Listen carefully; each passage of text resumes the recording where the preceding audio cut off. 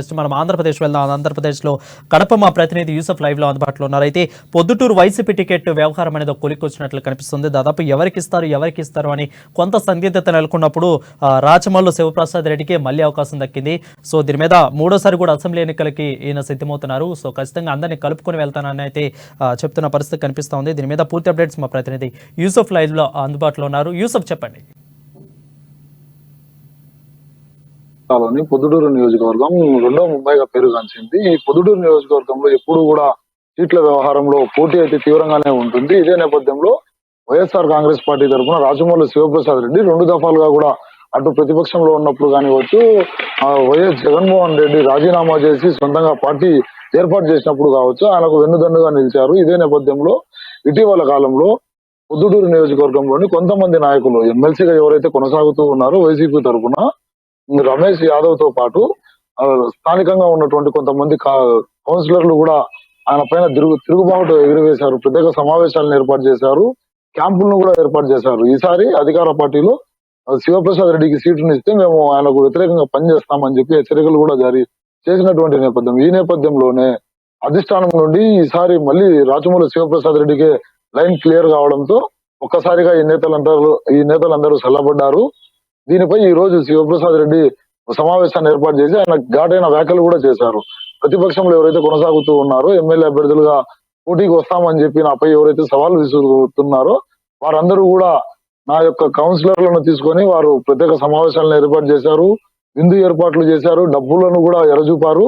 దాదాపు ఒక కౌన్సిలర్ కు 30 లక్షల రూపాయలు డబ్బులు ముఠ చెప్తామని చెప్పి వారికి హామీ కూడా ఇచ్చారు. అయినప్పటికీ కూడా మా పార్టీకి ఉన్నటువంటి విశ్వసనీయతతో మా కౌన్సిలర్లు అందరూ వారికి మొహం చాటేసి మళ్ళీ మా పార్టీలోకి వచ్చారు. ఇదే నాకు మొదటి గెలుపుగా వారు జీర్ణించుకోలేనటువంటి పరిస్థితులు ఏర్పడ్డారు.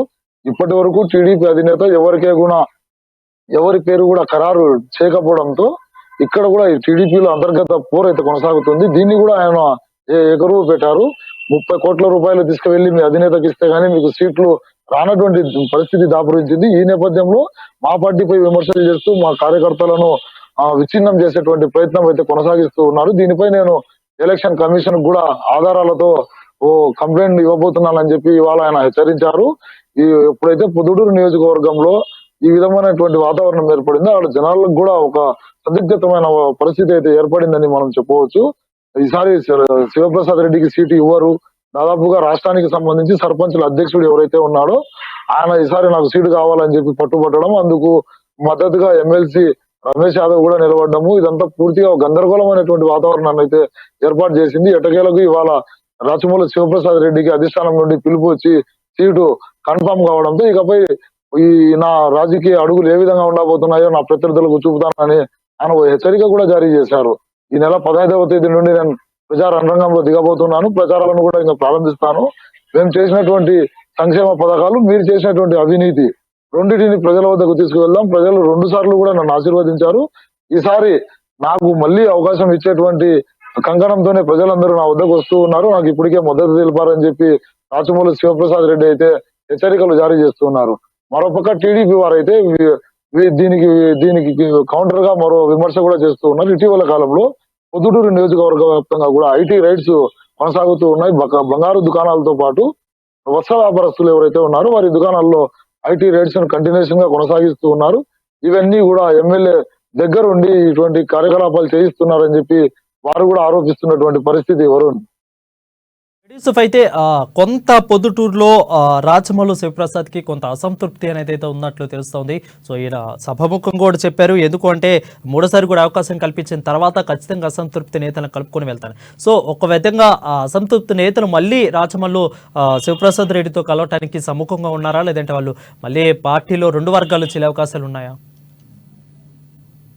వాస్తవ పరిస్థితులు చూసుకున్నట్లయితే వరుణ్, కడప జిల్లాలో ఎక్కడే కానీ వైసీపీలో ఉండి వైసీపీని వ్యతిరేకించేటువంటి నాయకులు అయితే చాలా స్వల్పంగా ఉన్నారని మనం చెప్పుకోవచ్చు.